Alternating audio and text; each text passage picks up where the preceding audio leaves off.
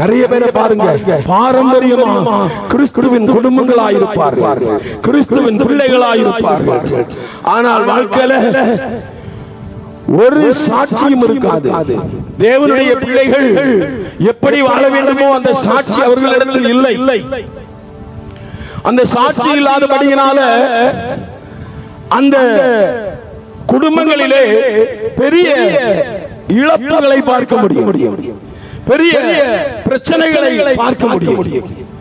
ஆனால் உண்மையாய் ஆண்டவரை நீங்கள் பிடிப்பீர்கள் என்று சொன்னால் கடைசி நேரத்தில் ஆகிலும் அவர் உங்களுக்கு கை கொடுக்க வல்லமை உள்ள தேவன், அவர் உங்களை உயர்த்துவதற்கு வல்லமை உள்ள தேவன், அவர் உங்களை ஆசீர்வதிப்பதற்கு வல்லமை உள்ள தேவன். நான் ஒரு தரித்திர கடவுளை குறித்து பிரசங்கிக்க வரவில்லை, உங்களை செழிப்பாய் வாழ வைக்கிற ஒரு பயங்கரமான வசதி படைத்த தெய்வத்தை குறித்து பிரசங்கிக்கிறேன்.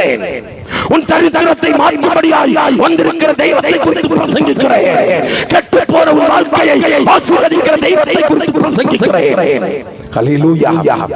இவர் தரித்திர தெய்வமே கிடையாது, நம்மை வாழ வைப்பதற்காக தரித்திரர். அல்லேலூயா.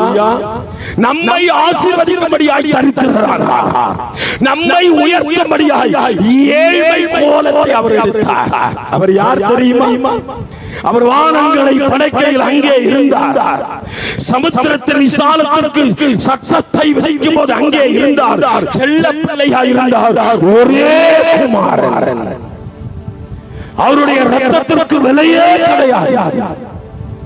அந்த இரத்தத்தை கொடுத்து உங்களையும் என்னையும் மீட்டெடுத்த ஒரு ஆண்டவர். அல்லேலூயா.